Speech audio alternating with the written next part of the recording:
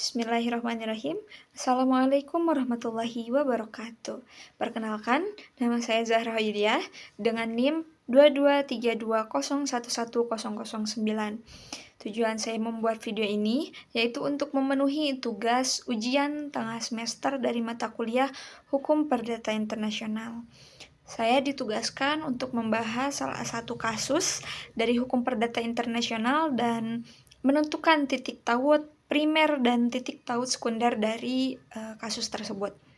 Sebelum saya membahas akan kasusnya, saya akan menjelaskan terlebih dahulu mungkin sedikit tentang apa itu titik taut.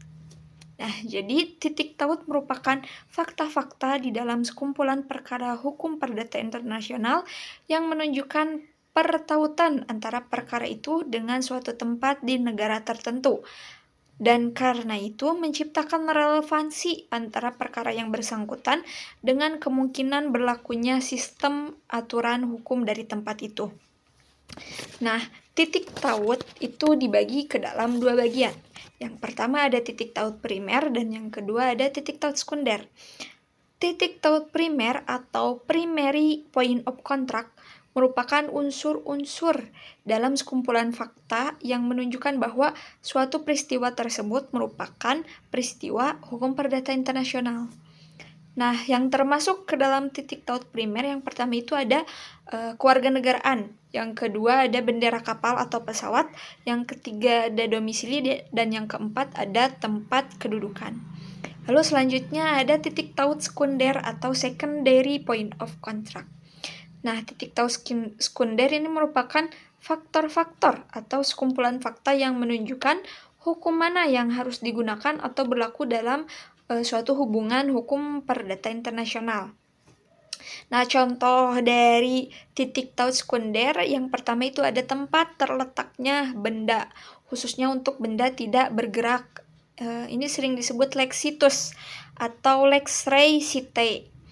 Terus yang kedua ada tempat berlangsungnya dan diresmikannya perkawinan atau sering kita sebut lex celebration. Terus yang ketiga ada tempat ditandatanganinya kontrak atau lex loci contractus. Lalu yang keempat ada tempat terjadinya perbuatan melawan hukum atau lex loci delicti commissi. Terus yang selanjutnya ada tempat berlangsungnya perbuatan hukum atau lex loci actus. Lalu mungkin itu sedikit pembahasan mengenai titik taut. Lalu selanjutnya saya akan membahas contoh kasus dari hukum perdata internasional. Mungkin kasus ini pernah viral, yaitu kasus pembatalan pernikahan Jessica Iskandar atau yang sering kita sebut dengan Jedar dan dengan Ludwig Franz Willibald. Jadi dalam kasus pernikahan Jessica dan Ludwig ini, menurut pengakuan Ludwig, pernikahannya dengan Jessica ini belum sah menurut agama karena belum pernah melakukan pemberkatan nikah dengan Jessica Iskandar di Gereja Yesus Sejati Jakarta Pusat. Nah, dengan pernikahan ini belum dilakukan dengan tata cara Kristen karena waktu itu agama Ludwig Katolik dan Ludwig itu merasa belum pernah pindah agama. Terus terkait dengan terbitnya Akta Nikah nomor 05/A1/2014 yang dikeluarkan oleh Catatan Sipil Jakarta Selatan itu merupakan hasil hayalan fiktif Jessica saja dan atas diberikannya berkah pernikahan katanya pada mereka pada 11 Desember 2013. Nah, Jessica ini mengklaim bahwa surat pemberkatan itu diberikan oleh Gereja Yesus Sejati.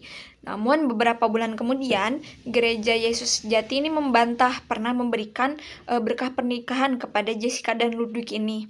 Terus penyangkalan ini tuh datang setelah gereja menemukan tidak ada daftar pendeta yang tercatat dalam Gereja Yesus Sejati. Nah, melihat situasi ini, Ludwig menjatuhkan gugatannya terhadap Jessica di Pengadilan Negeri Jakarta Selatan.